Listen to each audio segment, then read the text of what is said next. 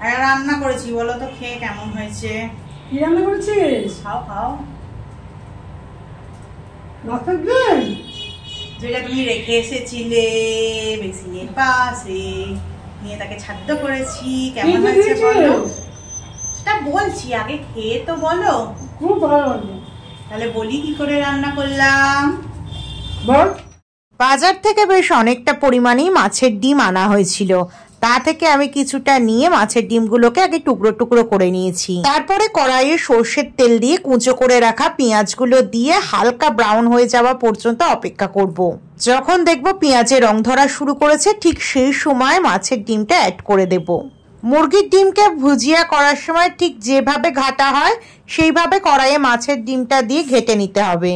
তারপরে এর মধ্যে দিলাম কুচিয়ে রাখা রসুন আর আদা রসুন দিয়ে বেশ কিছুক্ষণ ভেজে এর মধ্যে দিয়ে দেবো হলুদটা দিয়ে ভালো করে মিশিয়ে নিয়ে এতে দিয়ে দেবো একটা বড় সাইজের গোটা টমেটো দেওয়ার সাথে সাথে যাতে তাড়াতাড়ি নরম হয়ে যায় টমেটোটা, নুন অ্যাড করব যাতে ব্যাপারটা ঝাল ঝাল হয়, তার জন্য বেশ কিছু কাঁচা লঙ্কা কুচিয়ে দিয়েছি। মাছের ডিমের যাতে কোনো আষ্টানি গন্ধ না ছাড়ে তাই একেবারে আমাদের গাছ থেকে চ্যাংদোলা করে একটা লেবু তুলে দিয়ে দিয়েছি। মাছের ডিমটা নাড়াচাড়া করতে করতে কখন যে একটা ঝুরঝুরে ব্যাপার চলে এসেছে তোমরাই দেখো।